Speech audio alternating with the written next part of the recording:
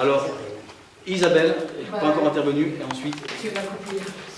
Non mais vas-y, on t'écoute. Ben oui, mais c'est ce que je voulais rappeler. Je voulais rappeler quand même que Mélenchon n'est qu'un porte-parole à un moment donné du Front de gauche. Il a été candidat au présidentiel.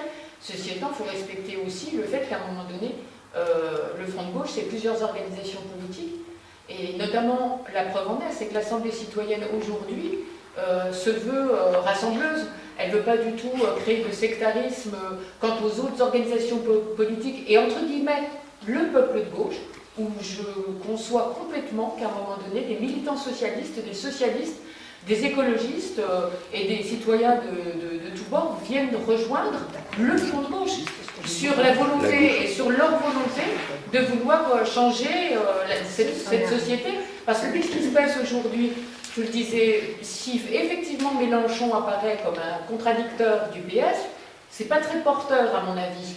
Effectivement, le problème c'est le capital. Quel choix on fait aujourd'hui au niveau du gouvernement pour imposer une autre politique? Et là, nous avons besoin des gens. On a besoin de tout le peuple de gauche, et y compris des socialistes. On sait que les socialistes qui sont au gouvernement, effectivement, peut-être qu'avec la pression de cette assemblée citoyenne qui va se multiplier, peut-être que ça portera ses fruits. Peut-être qu'effectivement, les revendications qui seront portées dans les entreprises pour, à un moment donné, avoir une appropriation sociale des moyens de production, peut-être que ça portera ses fruits. Mais c'est effectivement la main tendue vis-à-vis des socialistes. Il n'y a rien dans la Constitution, il n'y a aucun article qui interdit les nationalisations. Le problème, c'est les articles 38, 49.3, 37, etc. Quand on parle de propositions de loi, elles sont faites par les députés ou par une assemblée, mais portées par un député. Les projets de loi sont faits par le gouvernement. Et c'est ce qui prime. Le gouvernement, il fait passer ses projets avant les propositions. Le Parti communiste, depuis des décennies, a déposé des propositions de loi toujours dans cet état d'esprit de contrer le capitalisme. Elles n'ont jamais été mises en discussion. Et tout à l'heure, donc c'est bien nécessaire qu'on change la 5e République. Ne serait-ce que déjà ça. L'article 11, l'article 16, antidémocratique, on n'en parle pas. Enfin si, mais je veux dire, pas pour l'instant. En ce qui concerne la loi dont il a été parlé tout à l'heure, c'est une proposition de loi. Et la commission de l'Assemblée nationale vient de refuser l'inscription justement pour que le gouvernement décide ou pas de mettre cette loi en débat. Donc ça s'est déjà fait au niveau de la commission. Donc ça ne sera même pas présenté comme étant porté par le gouvernement. Voilà. Jean-Claude, c'est à toi. J'ai déjà une chose qu'il faut déjà enlever aujourd'hui, il n'y a pas de patron. Ça, c'est les gens se mettent sans arrêt, mon patron. Il n'y a plus de patron. Le patron, ça n'existe pas. Ce sont des financiers. Et une entreprise, c'est toutes les SAS, donc c'est des patronnes. Et aujourd'hui, quand on dit mon patron, ce n'est pas un patron. Il représente pour le moment la société, mais il n'est pas un patron. Et c'est déjà ce mot que les gens n'ont déjà pas enlevé de leur tête. Quand on aura compris qu'aujourd'hui, il n'y a plus de patron qui gère les sociétés, on aura déjà gagné un point. Donc on leur rend service quand on dit le patron. Ça, il faut que ce mot-là soit bon. À part un artisan, lui il est artisan, il a son compte et machin. Mais il n'y a aucune entreprise qui est patron. Il est patron de rien du tout. Aujourd'hui c'est lui, demain c'en a un autre. Réunion du conseil d'administration et on change. Et c'est ça qu'il faut déjà savoir. Moi la deuxième chose qui me gêne pour l'histoire de l'ANI, mais c'est plus grave que ça ce que tu n'as pas fini en train de dire, c'est que l'ANI, non seulement ton patron, s'il veut se buter à Marseille, à machin, c'est qu'ils veulent mettre dans la loi la faute grave. Parce que tu auras refusé de travailler.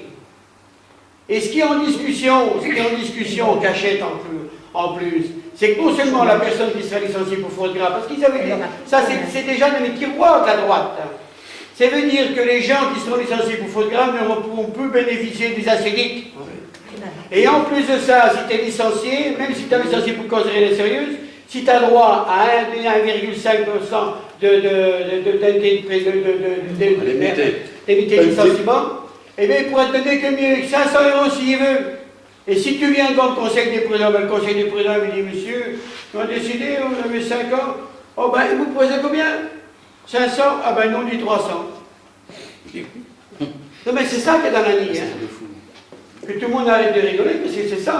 On rigole pas. Le jour où les gens seront licenciés, c'est le conseil des prud'hommes qui va décider. Non, mais c'est catastrophique. Ah, ça, C'est pas chimique. catastrophique. Je travaille plus. C'est catastrophique. La deuxième chose, quand même, que l'on oublie, c'est que cette année, avec nos impôts, on a fait 40 milliards de cadeaux à l'entreprise. Et l'année prochaine, c'est déjà prévu 20 milliards. 60 milliards de cadeaux dans l'espace de 2 ans. Merci les socialistes, bravo les socialistes, continuez. Alors, ils sont aussi en train de te dire, j'ai vu ce matin, ils sont en train de négocier pour modifier le tribunal de commerce.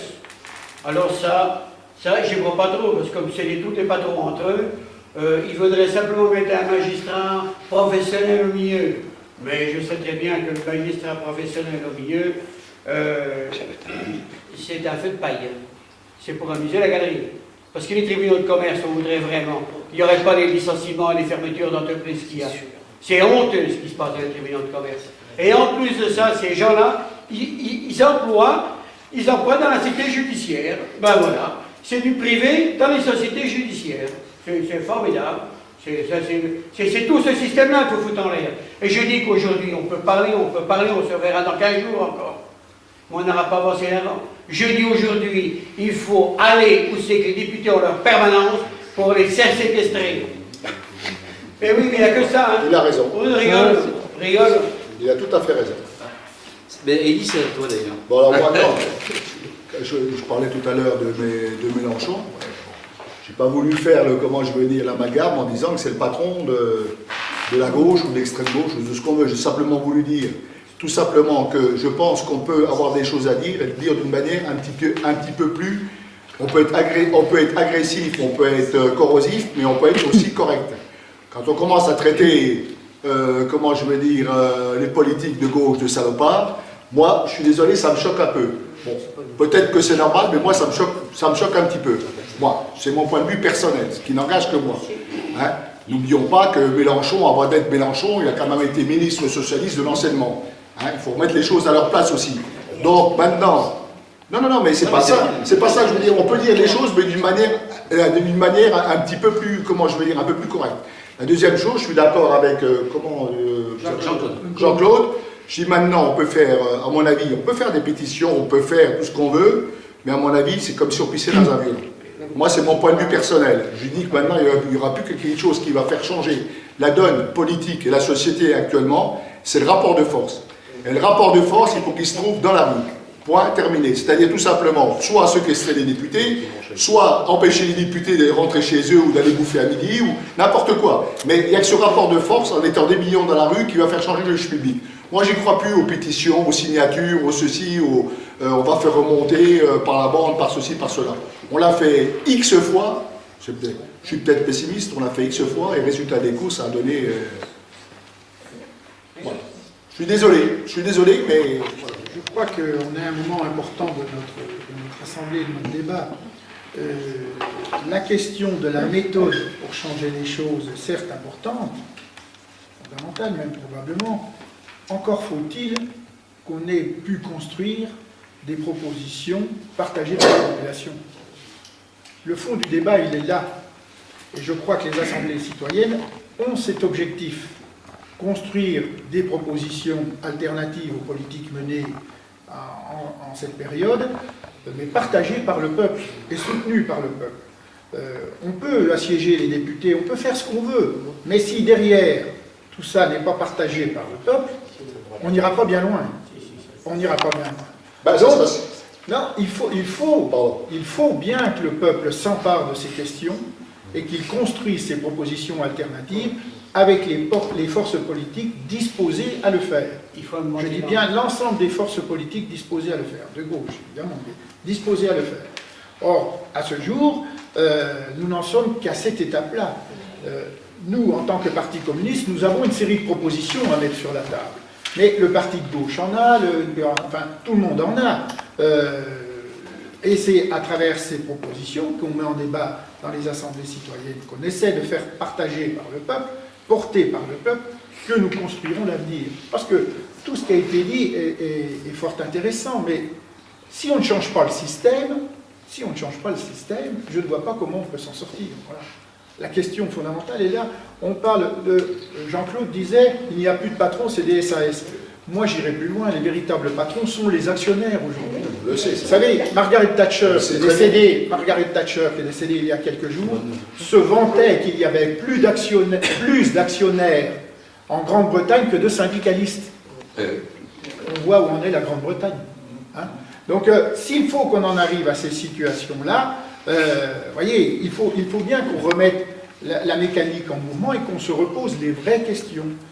Est-ce que ce système capitaliste est la réponse aux besoins des personnes ou faut-il mettre en place autre chose? Si on ne parle pas de ça, le reste, bon, j'ai l'impression qu'on tournera en rond un moment. Quoi, hein. Et c'est bien de ces questions-là qu'il me semble intéressant qu'on puisse débattre dans nos assemblées en ayant sur chaque sujet des propositions, l'ANI, etc., hein, tout ce que vous avez dit, les projets de loi contre les licenciements boursiers, etc., etc. Mais aussi sur le problème de la démocratie, vous savez, des tas de projets sont dans les cartons pour refonder la démocratie enfin, pour refonder, entre guillemets, la démocratie dans notre pays. Il y en a à droite, il y en a à gauche, il y en a dans tous les partis politiques de gauche. Mais ceux qu'on nous présente aujourd'hui, hormis ceux présentés par le Parti communiste, ont tous le même objectif, réduire la dépense publique. Réduire la dépense publique sans rechercher l'efficacité démocratique. Prenons l'histoire des grandes métropoles. On a parlé de TRW, les subventions qu'ils avaient eues par la commune de Longwy, notamment pour acquérir le terrain. C'est discutable. Le principe même de la subvention à une entreprise privée est discutable. Mais bon, ceci étant, ce sont des élus locaux qui avaient pris cette décision. Demain, avec le principe des grandes métropoles, ce n'est pas les élus locaux de Longwy qui vont prendre des décisions. Ce n'est déjà plus les élus locaux de Longwy qui prennent ce type de décision. Depuis la communauté d'Aglo, c'est la communauté d'Aglo qui prend les décisions. De cette nature-là, c'est plus nous. Hein. Donc, comment on éloigne le peuple et ses représentants du près, qui sont aujourd'hui les élus des communes, des décisions à prendre pour l'avenir et la vie dans la cité. Voilà, c'est un exemple typique. Et cela, tous les projets hormis ceux du Parti communiste, portent ce même problème en tête. On veut éloigner le peuple des prises de décision, quelles qu'elles soient. Alors c'est quoi la solution? Quelle qu'elle soit. Ben, la décision, c'est justement ce qu'on propose en tant que 6e République. Refonder la démocratie, redonner la parole au peuple, arrêter de construire des lieux de décision de plus en plus lointains des peuples. Regardez, l'Europe, c'en est un exemple. L'Europe, projet magnifique en soi, projet magnifique, mais regardons comment fonctionne l'Europe aujourd'hui. Elle est très loin de la préoccupation des citoyens européens, très loin, 100 000 lieues. Mieux, l'Europe impose des technocrates pour gouverner des pays. Ce ne sont même plus les peuples qui choisissent leurs gouvernants. Est-ce qu'on peut continuer comme ça? Est-ce qu'on doit continuer comme ça? Demain, on n'a qu'à nommer un super ministre des Finances qui va gouverner l'Europe entière, et puis nous, on n'aura plus rien à dire. Vous savez, aux États-Unis, je ne sais pas si vous regardez, une ville comme Détroit, qui est en faillite, et c'est un administrateur judiciaire qui prend toutes les décisions. Il n'y a plus de conseil municipal à Détroit. C'est un administrateur judiciaire. Alors vous savez, ses premières décisions, Détroit a été déserté par la crise de l'automobile, ses premières décisions, ça a été de supprimer les services incendie dans les quartiers où il y a très peu d'habitants, où il n'y a plus d'habitants. Ben voilà, ils ont le droit de mourir, ceux-là. Ils ont le droit de mourir brûlés au nom d'une gestion économique des finances de la vie. Est-ce qu'on va continuer comme ça? Parce qu'on y va quand même, on y va. Demain, ce qui se passe aux États-Unis, hein, la faillite de ville, demain peut très bien arriver dans notre pays. On va nommer des administrateurs judiciaires. Bon, moi j'habite Longwy, hein. J'habite le quartier du Bief, pour ceux qui connaissent. Hein. C'est un des quartiers les plus pauvres, avec une maire de Longwy. Demain, on nomme un administrateur judiciaire, on n'a qu'à supprimer tous les services publics au Bief et à Guilmer, parce que ceux-là, c'est pas rentable, c'est du petit peuple. Hein, voilà, c'est tout. Voilà ce qu'on peut faire si on continue comme ça. Donc faisons attention.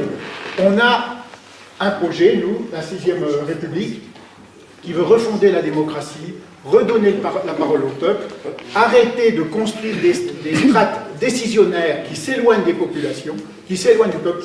Aujourd'hui, nos 36 000 communes, je crois que c'est 36 000 en France, hein, nos 36 000 communes seraient soi-disant un poids financier insupportable. Ça fait 40 ans. Mais qui a déterminé ça? Qui a déterminé que les 36 000 communes étaient un poids financier insupportable? Est-ce qu'on vous a consulté, le peuple? Non. Si, une fois. Oui, mais... Le référendum, on a dit non. Voilà. Et après, Guichard l'a fait passer Oui, sous en forme plus. de loi. Donc voilà. Hein, mais voilà, des experts, des technocrates, des financiers ont décidé que ça coûtait trop cher. Si la démocratie coûte trop cher, mettons en place une dictature. Bah oui, non mais le problème il est là, quoi. Le problème il est là. Donc moi je pense qu'il faut quand même que le peuple s'empare de ces questions. Je veux dire, tout ce qu'on discute est très intéressant, je sais pas. Mais moi je voudrais qu'on aille au-delà des apparences. Le rapport Mélenchon avec le PS, vous savez, c'est pas ma tasse de thé tous les matins, quoi. Hein? J'aimerais qu'on aille au-delà de ces apparences-là. C'est un détail. Non mais, ce que je veux dire, c'est que C'est une parenthèse. on a un système médiatique en France qui monte en épingle ces sujets-là. Oui, partout, il n'y a pas qu'en France. Pas qu'en France, exact. Malheureusement. Hein, vous avez vu le mur des cons dans le syndicat de la magistrature, quoi. Je veux dire, une blague de potage qu'on monte en épingle. Voilà, bon. On peut s'amuser longtemps comme ça. Mais pendant ce temps-là, on ne discute pas des vrais problèmes. Hein. Et ça, il faut que le peuple essaye de dépasser cela et se pose les vraies questions. Plus qu'une vraie solution, la solution de Jean-Claude. Eh bien, oui, mais se pose les vraies questions, mais C'est la seule. Le reste, c'est du baratin. se pose les vraies questions, mais que le peuple construise les réponses. Non, il faut un Dans 25 ans, on sera en train de se poser des questions. C'est terminé. Alors, Je rebondis sur ce qui vient d'être dit là. Moi, l'histoire du mur des cons, il y a un truc qui m'a horrifié. Personne ne parle du fait qu'un local syndical fait ce qu'il veut à l'intérieur de son local. Je veux dire, on ne va pas commencer à contrôler, à envoyer les flics dans les locaux pour savoir ce qu'ils affichent, etc. Je trouve ça scandaleux. Hein. Enfin bon, c'est une réaction comme ça. Et enfin, pour dire aussi que l'histoire de Mélenchon, moi, des fois on est énervé, crispé, irrité, et ça sort. Il faut que ça sorte, quoi.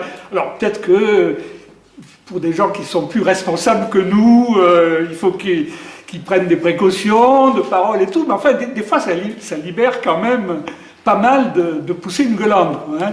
Et je crois qu'il y a de quoi dans la situation de gueuler. Hein. Alors, moi, le problème, c'est qu'il y a le rapport de force est à construire, quoi. Je crois que c'est ce que tu as dit. Hein, la construction du rapport de force, c'est la question clé, hein, pour s'en sortir.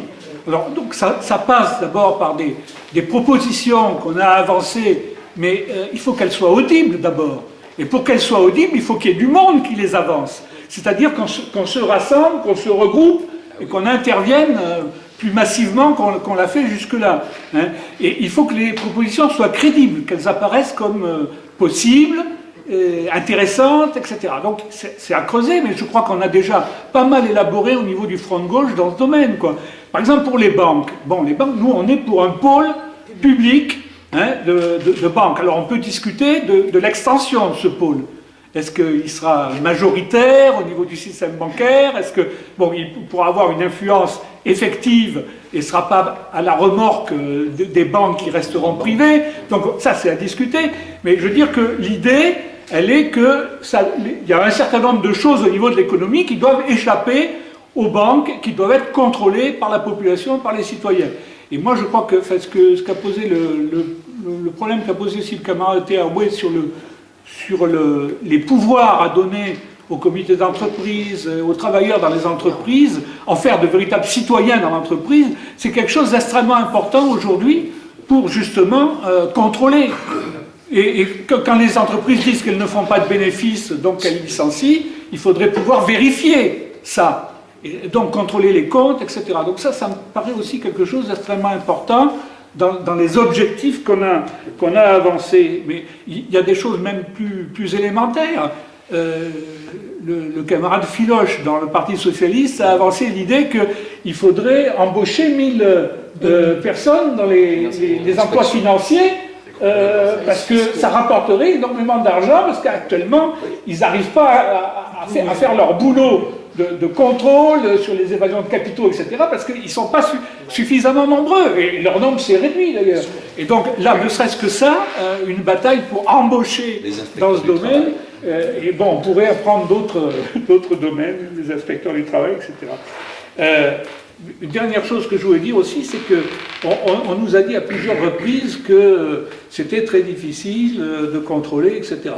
Mais quand on voit ce qui s'est passé à Chypre, pour piquer dans les économies placées par les gens dans des banques, ça n'a pas été difficile de trouver, de prendre l'argent, etc. Quoi. Je veux dire, bon, on disait aussi dans le temps, quand moi je suis à Attac, quand on prenait la taxe Tobin pour taxer les transactions financières, on nous disait mais c'est impossible à vérifier, etc.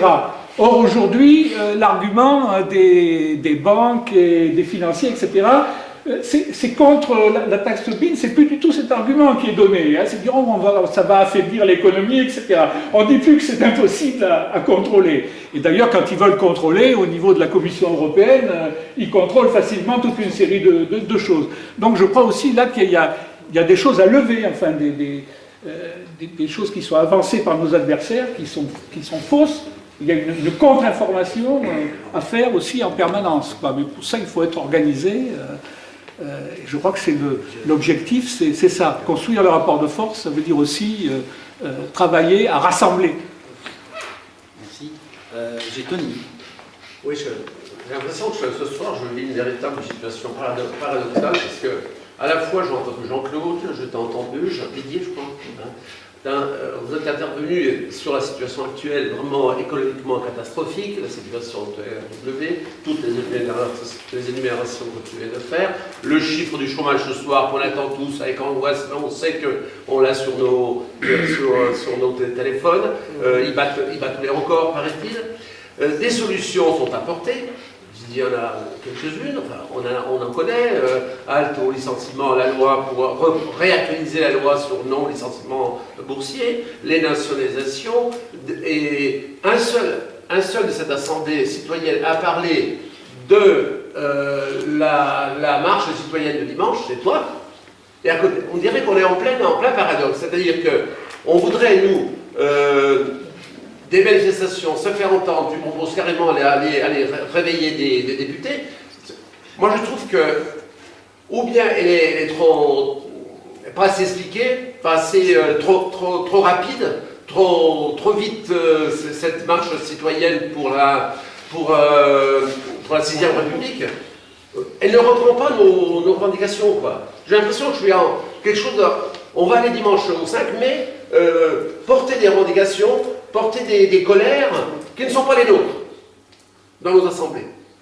Il y a un paradoxe pour moi. Ou alors, il faut bien nous expliquer. Oui, je voulais intervenir dans le sens que Pierre est intervenu. Je suis souvent sur le marché, etc. Et je vois la nécessité, quand vous discutez avec les gens, c'est pas compris, il ne voit pas de perspective. La première chose, on vous dit, oh, monsieur, il n'a plus de sous, donc les caisses sont vides. Ça, bon, il faut avoir des arguments. Je vois, c'est qu'il y a d'abord nécessité d'avoir nous-mêmes des idées claires, et pas seulement d'avoir des idées claires, mais voilà, d'être sur le terrain. Et pour l'instant, je ne vois pas beaucoup se bousculer sur le terrain. Déjà, je cherche cette marche, justement. Elle est bien affichée, pourquoi on l'a fait. C'est vrai qu'on peut aimer ou pas aimer, mais voilà, Mélenchon, il venge toutes les colères que nous comporte avec l'actuel gouvernement socialiste. Qu'est-ce qu'on a eu? On a eu quelques clopinettes. Et donc, qu'il hausse un petit peu la voix, ça ne me dérange pas du tout. On peut aimer ou pas aimer, c'est pas ça le problème. Il a lancé cette idée et je me sens très bien dans cette idée car, bon, l'humanité, elle a recensé 700 quand même initiatives du front de gauche sur la France pour mobiliser les gens, pour dire stop à l'austérité. le modèle c'est comment le modèle de la Manche? Contre la finance et l'austérité. Voilà, c'est très clair, c'est très clair. Voilà. Pas très clair, non? C'est derrière moi. Pour moi, c'est très clair. Bon, on peut l'expliquer encore. Donc, je ne me sens pas du tout dans les actions de commando. Le commando voilà, ce serait l'idée d'une petite minorité qui va assiéger les députés. Et là, on ne va pas avancer. Si on est coupé complètement des gens, les gens, ils ont besoin, comme nous-mêmes, on voit là, on a besoin d'avoir des idées claires. Est-ce qu'il y a pourquoi, par exemple, est-ce que vous réussissez à comprendre comment, c'était le titre d'il y a 2 semaines, droite ou gauche, Hollande doit choisir. Est-ce que Hollande peut choisir avec 4 millions de voix, il a été élu avec 4 millions de voix de front de gauche, est-ce qu'il peut encore choisir? Est-ce qu'obligatoirement il ne devrait pas être à gauche? Et pourquoi il n'est pas à gauche? Voilà. Quel jeu il joue? Quelle stratégie il joue? Sur quoi il pointe? Est-ce qu'il pointe qu'en faisant le toutou, en faisant le petit serviteur du patronat, le patronat il va relancer l'économie et à la fin de l'an, on va avoir la courbe de chômage inversée. Alors, les gens s'interrogent aussi pourquoi les socialistes, pourquoi le président, qui est quand même une personne intelligente, pourquoi le Moscovici et le Sapin, voilà, il tient ce verrou de l'austérité que n'a réussi nulle part en Europe. Et voilà, il faudrait qu'on réussisse à comprendre et expliquer pourquoi il persiste dans cette stratégie. Et cette stratégie, voilà, ce sera clair si on réussit, nous, à fabriquer, à faire clair les perspectives crédibles pour s'en sortir. Il n'y a plus d'argent. Excuse-moi, mon patron, parce que celui qui est tout au-dessus, John Plant, pour ne pas le nommer, qui est aux États-Unis, l'année dernière, il a gagné 43 millions de dollars. Cette année, en 2011, il a gagné 43 millions de dollars. En 2012, il s'est fait faire un chèque de 67. Donc il y a de l'argent. Elle n'est pas exactement où on voudrait qu'elle soit, mais il y a de l'argent. De l'argent, vous inquiétez pas, Joseph, pas de problème, il y en a plein d'ici. Et puis, je voudrais revenir sur... moi, je suis malgré mon jeune âge, je suis un vieux syndicaliste. Et je voudrais faire la comparaison entre la violence et le rapport de force. La violence, pour moi, c'est imposer son point de vue individuel. Parce qu'on n'a pas les moyens de le faire reconnaître et de l'imposer en masse, qui pour moi est le rapport de force.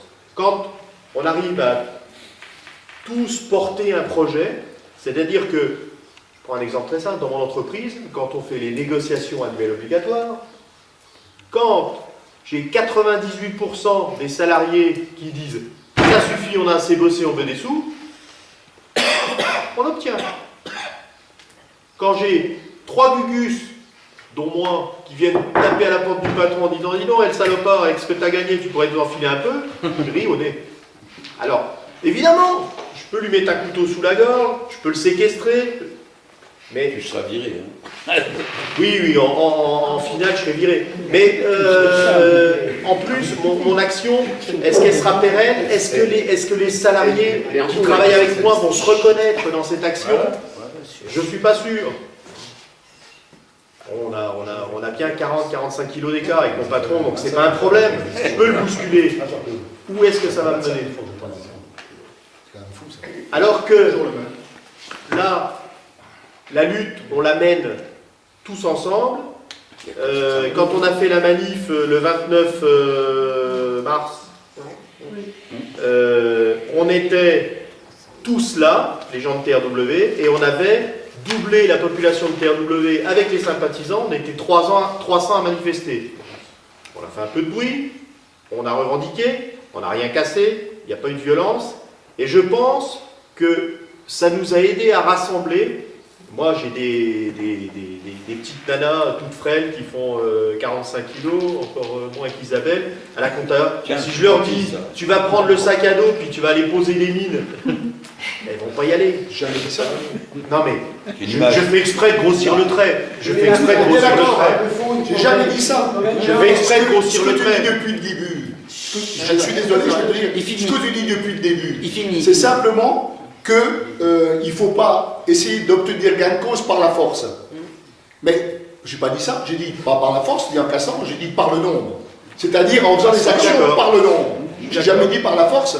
Parce que si on attend de savoir si on va y aller, et ben dans 10 ans, on est dans la même position que maintenant. Je finis. Dans 10 ans, on tout à en fait parle. d'accord. Je suis tout à fait d'accord. Et je termine. C'est justement Ce discours, je l'ai entendu. en rassemblant. Je le dis tous les jours, quoi, en ce moment. C'est en rassemblant derrière une idée commune qu'on arrive justement à être nombreux et à faire des choses. Après, je ne dis pas que c'est la solution à tout, c'est miraculeux. Mais un pas après l'autre. Comme disait Confucius, pour déplacer une montagne, il faut commencer par un caillou. D'accord. C'est la semaine prochaine, le 1er mai. Donc, essayons de voir autour de nous, dans les quartiers, dans les entreprises, pour qu'il y ait une mobilisation forte sur les revendications des travailleurs. Et puis, il y a le 5 mai.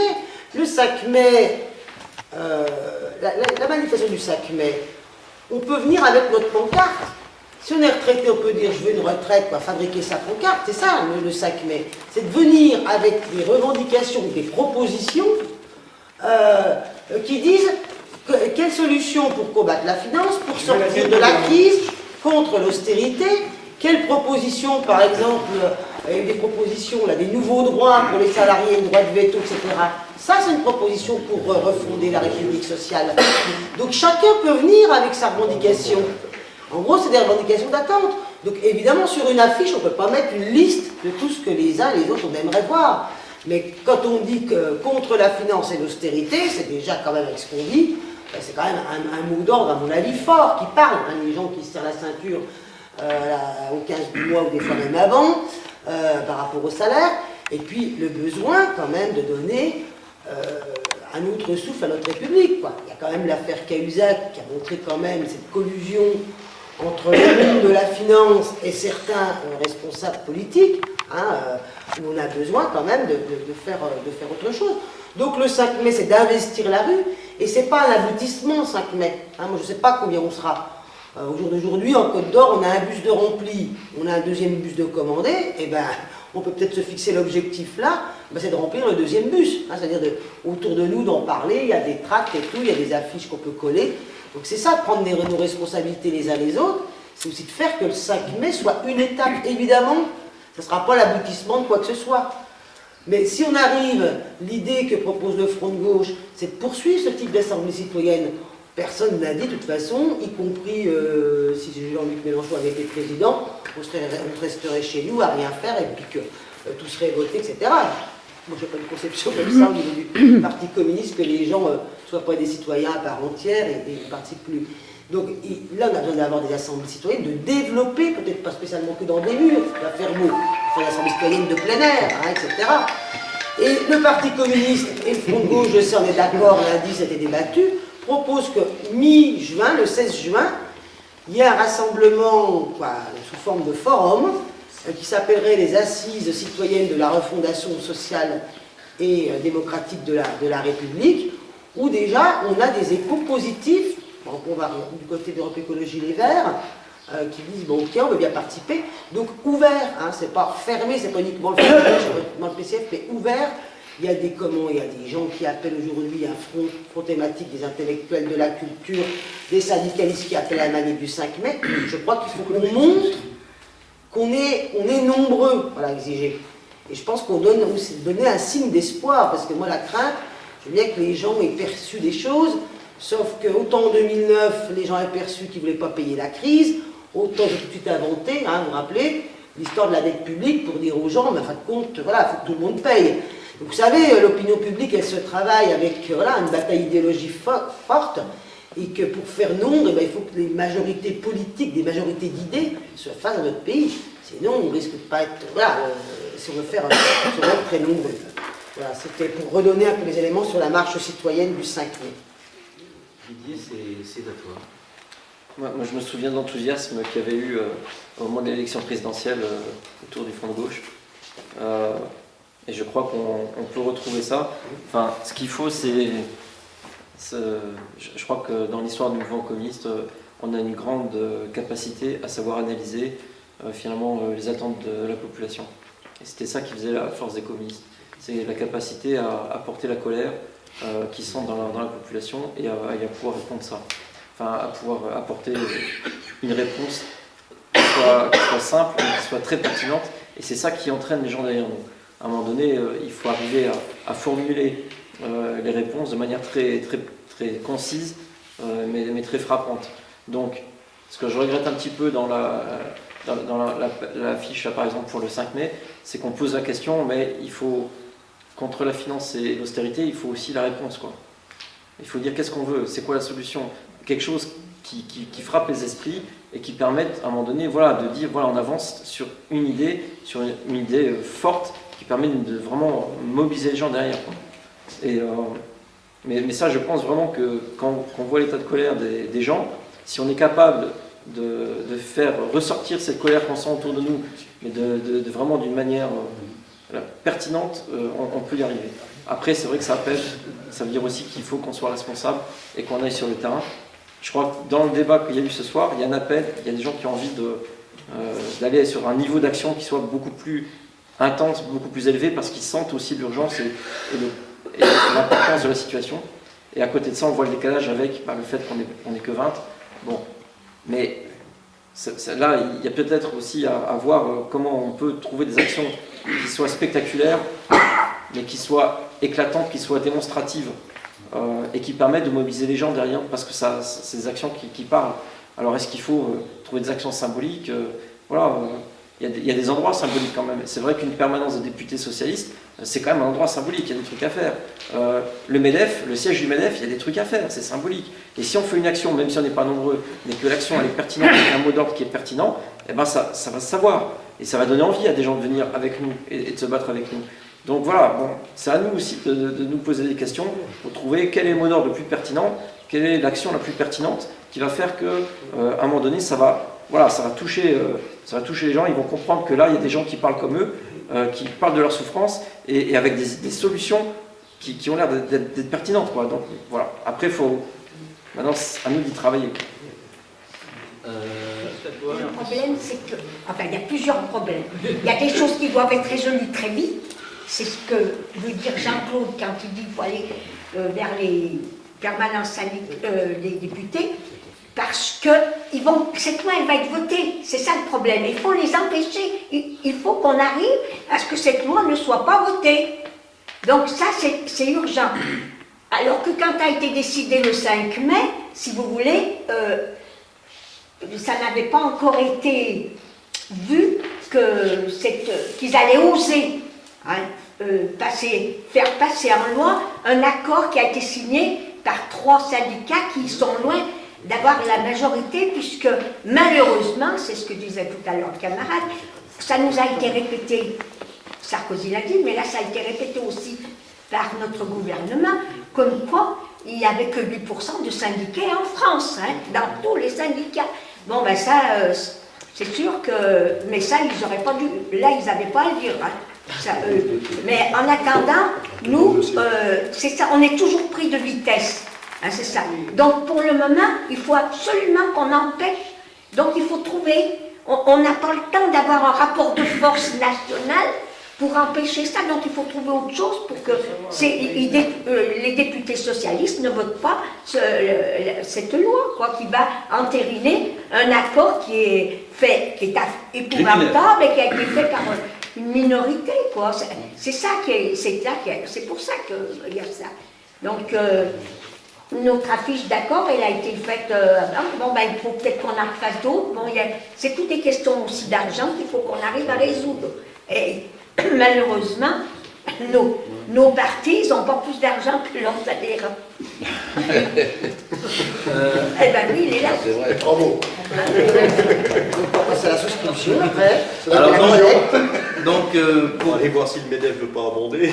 voilà, on pourrait leur demander. Pour On avait conclure, fait une manif là, au mois de mars là, devant le MEDEF.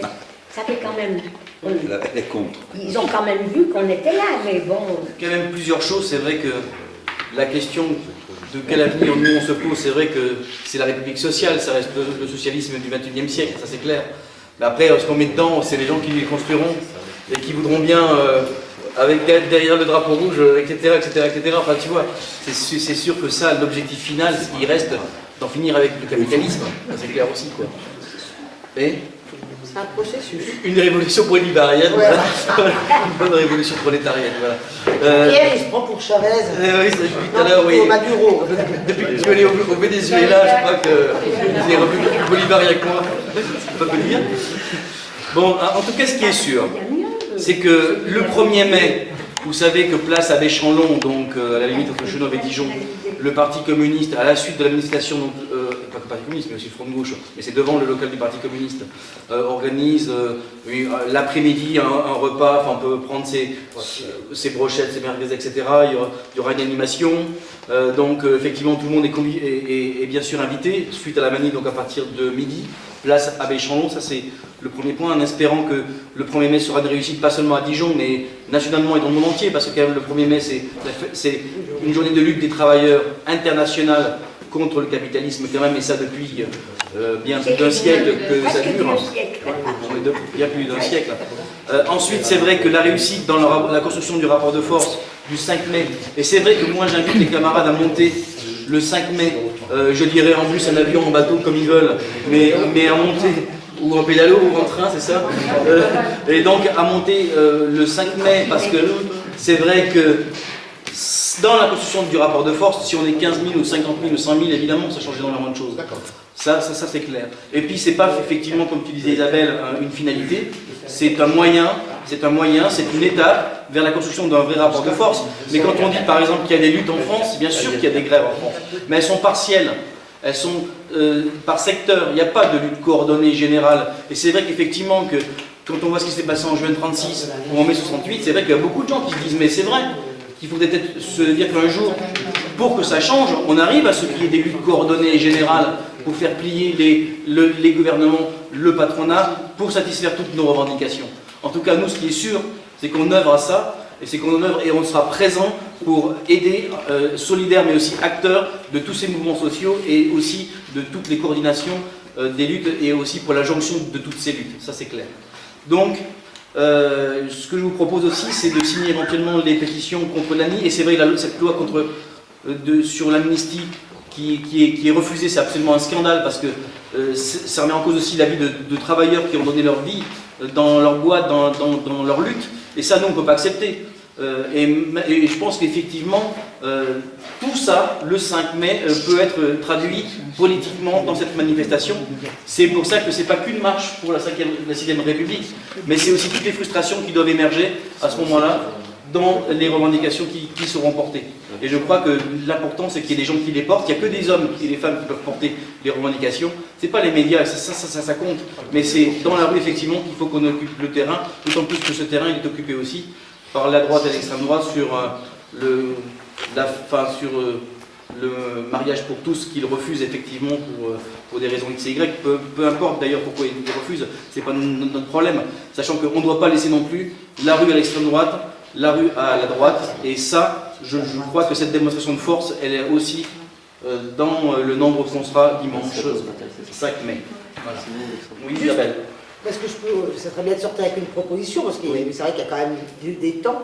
Mais par une autre assemblée citoyenne qui s'est tenue à Quetigny, la décision a été prise de rencontrer la députée de la circonscription pour échanger, hein, pas pour. Voilà. Non plus, je ne sais pas pour les rapports de violence. On en a vu assez ces derniers temps. Quand on attaque les personnes et la vie privée, c'est jamais la meilleure des choses. Mais comment donc il y a eu une rencontre et un débat autour du projet de loi sur l'ANI. Là, je vous indique la date du 16 mai où il y a ces deux projets, l'amnistie sociale et le licenciement interdiction des licenciements boursiers, ça peut être aussi une délégation, plusieurs à demander une rencontre et à échanger avec la députée de la circonscription. Voilà, moi je pense que c'est aussi comme ça que, bon alors, c'est peut-être pas spectaculaire, mais j'entends Didier, tu as tout à fait raison que c'est dans tes propositions. Il y avait quoi, il y a 2 ans, on avait fait un truc sur la question des banques, on avait distribué des billets de 500 €, avec des propositions, je ne sais pas s'il y en a quelques-uns ici qui étaient à cette initiative-là, pourquoi ne pas reconstruire une initiative un peu visible. Après, bon, là on était content ce soir, il y avait la presse, après il faut qu'il y ait la presse qui les mette en avant, parce que sinon on n'est que la cinquantaine à avoir fait ça, quoi. Hein, c'est comme quand on avait dansé le Sirtaki de la solidarité en juin 2010, place de la Libération. Malheureusement la presse n'était pas venue, bon, c'est vrai qu'on avait bien... On avait dansé, oui, là on avait fait des efforts de construire quelque chose de visible, voilà. Mais bon, c'est... On peut toujours inventer d'autres façons de montrer, mettre en avant nos propositions. Voilà. Alors, les élections qui vont arriver, ça tombe bien, c'est dans 8 mois quand même. Oui, c'est dans 8 mois. Oui, est-ce qu'on fait alliance avec les pourris salauds ou pas? On va en parler autour du verre de l'amitié.